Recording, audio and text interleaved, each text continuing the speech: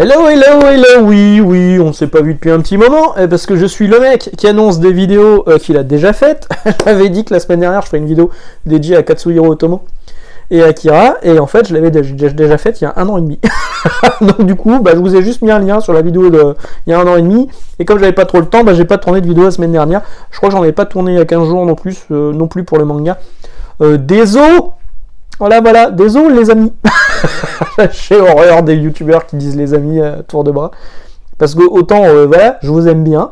A priori, vous m'aimez bien aussi, mais est-ce qu'on est vraiment des amis? Certains viewers qui viennent me voir là où je travaille sont devenus des amis. Ça c'est sûr. Ça, c'est sûr. Mais bon. Je vous connais pas tous. Vous êtes sans doute des gens très sympathiques. Mais est-ce que je peux compter sur vous, par exemple, si je suis en panne de bagnole? Hein? Voilà. Qu'est-ce que je voulais vous dire aujourd'hui? Oui, on va parler un petit peu de Tsukasa Ojo. Alors vous allez me dire, c'est bon, tu vas pas nous refaire le coup. Tu avais aussi déjà fait une vidéo sur Tsukasa Ojo, donc c'est bon, on connaît le sujet. Non, là il y a des nouvelles annonces. En fait, Tsukasa Ojo, vous devez sans doute le savoir, mais c'est l'invité d'honneur de Japan Expo, et pour l'instant, Japan Expo n'a pas vraiment communiqué sur ce qui allait arriver, sur ce qui allait se passer là-bas. Bon, il y aura sans doute une masterclass. Alors une masterclass, c'est pas juste un bon manga, c'est surtout quelqu'un qui vient, qui parle de son métier, qui parle de ce qu'il fait, et qui est un maître reconnu dans ce qu'il fait. Et donc on l'écoute, et on se tait, et on le vénère. C'est une masterclass, voilà. Donc il y aura sans doute une masterclass. J'espère qu'il y aura une exposition. Après tout, il est invité d'honneur, je trouverais ça logique qu'il y ait une exposition. Mon camarade Tanguy, que je salue ici, m'avait dit qu'ils avaient déjà fait une reproduction du café Cat Size chez Japan Expo, donc pourquoi pas refaire ça, d'autant que vous allez voir, il y a de l'actu sur Cat Size. Tanguy, j'en ai pas parlé, je pense que tu vas avoir la surprise avec cette vidéo. Enfin, tu dois déjà le savoir. Et donc il vient à Japan Expo, j'espère qu'il y aura des dédicaces, mais à mon avis ça va être très très compliqué pour l'approcher. Je me souviens moi avoir réussi à approcher grâce à un pote, Gaëtan, que je salue également ici, Yoshiki du groupe X Japan, qui était très rare en France. Il était venu à Japan Expo, il était en dédicace.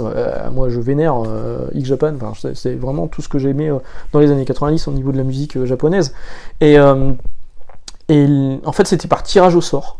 Il avait réussi à avoir une rencontre, il avait été tiré au sort. Il y a des mecs qui étaient prêts à lui racheter 400 balles le billet, et il me l'a donné. Et donc j'ai pu serrer la poigne de Yoshiki, ça c'est trop cool. Donc je présume que ça va être pareil pour Tsukasa Ojo.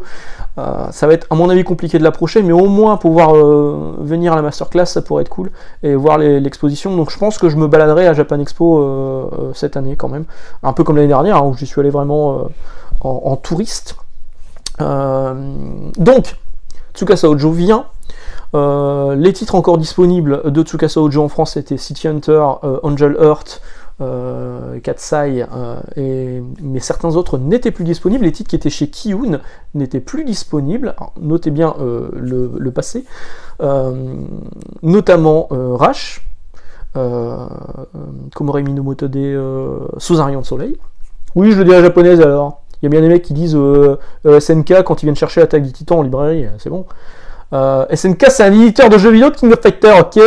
L'Attaque des Titans c'est l'Attaque des Titans. Dites AOT si ça vous fait plaisir. AOT c'est la version américaine. Je me mélange dans tous les sens là, c'est n'importe quoi, j'ai vu ce film.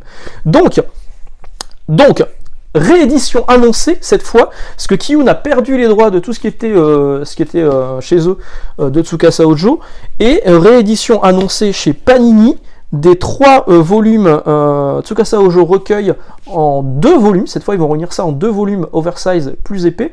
Donc à l'intérieur vous aurez le cadeau de l'ange, vous aurez le temps des cerisiers, et vous aurez la mélodie de génie. Donc c'était en 3 tomes. Vous voyez, moi j'ai les éditions Tonkam qui étaient sorties en 2003. Kiun avait récupéré les droits en 2013 et avait ressorti 3 volumes comme ça, mais en format un peu plus grand, avec une meilleure qualité de papier, une nouvelle traduction, bref.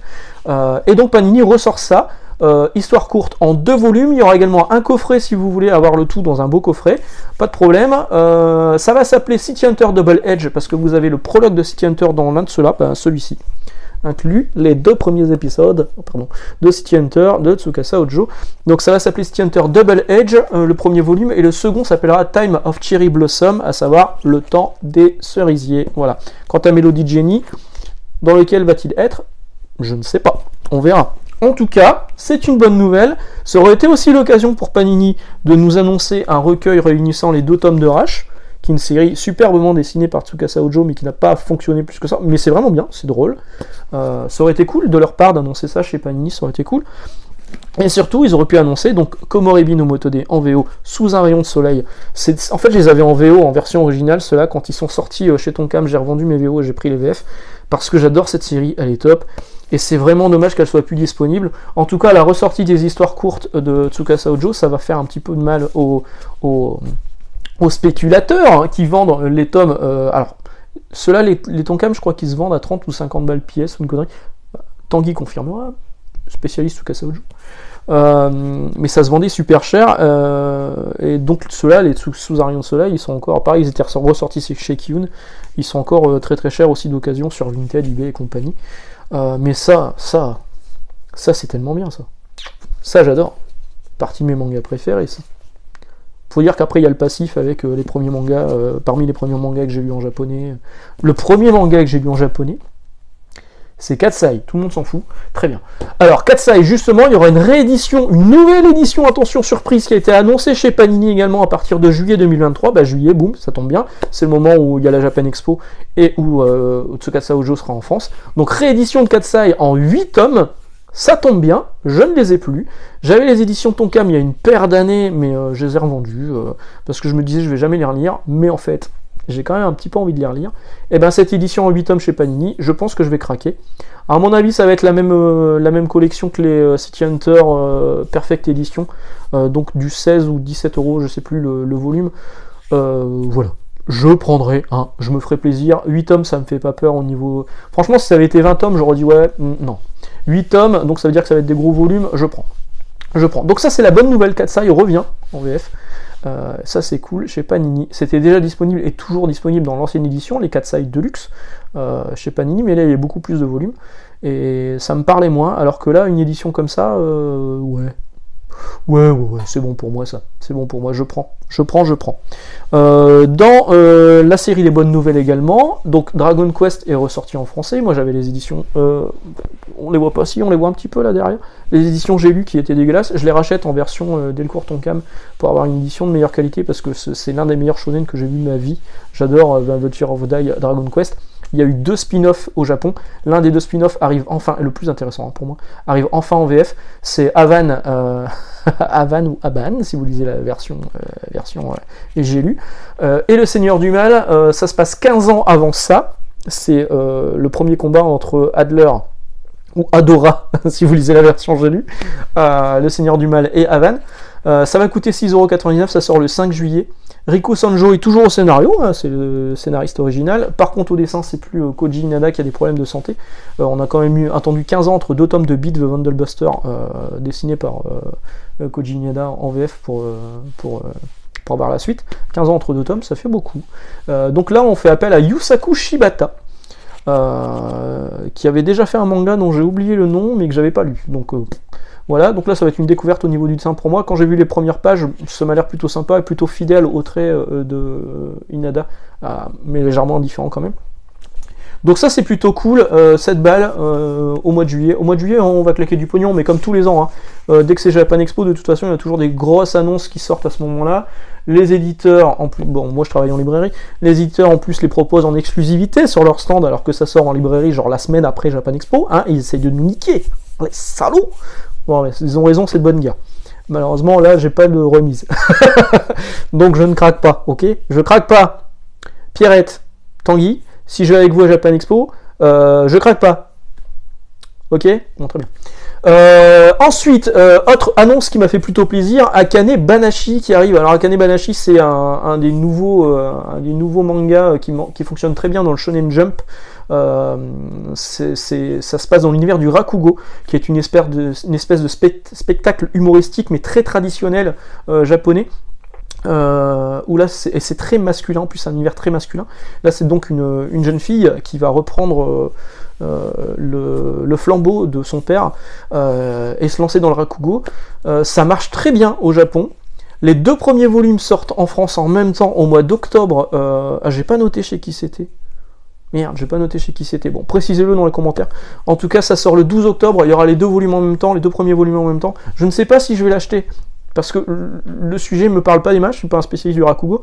Mais par contre, le trait il est incroyable. Le trait il est magnifique, et je crois que même que c'est le premier manga professionnel de ce dessinateur-là. Donc, ouais, je suis chaud. Je l'emprunterai, au moins j'emprunterai, pour voir. Il y a de grandes chances que je craque, me connaissant. On était sur le spectacle humoristique, on va rester sur l'humour, avec, mais là plus sur le stand-up, avec le nouveau manga d'Obata qui a été annoncé, donc Takeshi Obata, Death Note, Bakuman, Hikaru no Go, dernièrement c'était... J'ai pas aimé moi. J'avais lu les premiers tomes et j'ai laissé tomber. Platinum End, voilà, Platinum End, mais surtout Death Note. Et sur... oui, il y a ça aussi, je l'ai. Merde, il est pas là. Ah, j'aurais pu vous le montrer. Ah si, ils sont là. Voilà, Obata. Alors Obata, il a aussi fait All You Need Is Kill, qui est vachement bien. Il y a une adaptation au ciné de... comment s'appelle ce con d'acteur ? Tom Cruise. Donc il y a une adaptation d'All You Need Is Kill de Tom Cruise, et c'était vachement bien. Donc Takeshi Obata, Rampu. Ouais, je vous en ai déjà parlé dans une vidéo, pareil. Premier manga de Takeshi Obata, traduit en France chez Manga Player, qui est devenu par la suite Pika Édition. Donc ça c'était pour les bonnes nouvelles. Par contre il y a une mauvaise nouvelle cette semaine, une très mauvaise nouvelle, c'est que Leiji Matsumoto nous a quittés à l'âge de 85 ans. Leiji Matsumoto, bon, son vrai nom c'est Akira Matsumoto, mais vous le connaissez forcément si vous êtes de mon âge, d'autant plus parce que c'est le créateur de Albator, donc Captain Harlock en japonais, de Galaxy Express 999, de Space Battleship Yamato. Pour les plus jeunes, maintenant ça date il y a quand même quelques années, Daft Punk avait fait des clips, Interstellar 999 je crois que ça s'appelait, et toute la partie dessin et design du clip. Enfin, c'est un film en fait avec les musiques de Daft Punk, ont été réalisées par Leiji Matsumoto. Donc il nous a quittés cette semaine, et ça il était venu à Japan Expo en 2019, donc c'est la dernière fois où il est venu en France je crois, et il nous a quittés à 85 ans. Ça c'est bien malheureux, mais bon. C'est malheureusement les idoles de nos jeunesses qui avaient déjà un certain âge, forcément ils vont disparaître au fur et à mesure. Pour pas faire grand chose à part honorer leur mémoire comme d'habitude, et penser à la famille, penser aux proches. Enfin, qu'est-ce qu'on peut faire là-dessus? Relire peut-être Albator. Albator chez Canas est disponible dans un gros volume intégral. Ça n'a pas grand chose. En fait, si vous connaissez les séries dessins animés, Albator 84 et Albator 78, je crois. Quand j'ai lu le manga d'origine, j'ai pas retrouvé tout ce qui me plaisait dans la série télé. Mais les bases sont là, le design est cool, Leiji Matsumoto, enfin le Albator de Matsumoto, il est incroyable. Vraiment, c'est quelqu'un qui aura marqué le monde du manga mondialement. Parce que même Galaxy Express 999, Yamato, tout ça, c'est des trucs qui ont vraiment très bien marché, qui ont un rayonnement international. Et puis pour que Daft Punk on fait appel à lui pour Interstellar, vraiment c'est quelqu'un de mythique quoi. Il fait partie des grands avec Tezuka, avec Akira Toriyama, avec plein d'autres, avec Katsuhiro Otomo. Voilà. Bon, sur cette note un peu moins positive, je vais quand même vous souhaiter une excellente journée et une excellente lecture. On se retrouve, j'espère, la semaine prochaine si j'ai le temps de travailler une vidéo manga. Sinon, on se retrouve le dimanche pour le comics. Parfois, je parle de manga le dimanche également. Ça a été le cas dimanche dernier. Encore une fois, excellente journée, excellente lecture. Et puis à très bientôt. Ciao.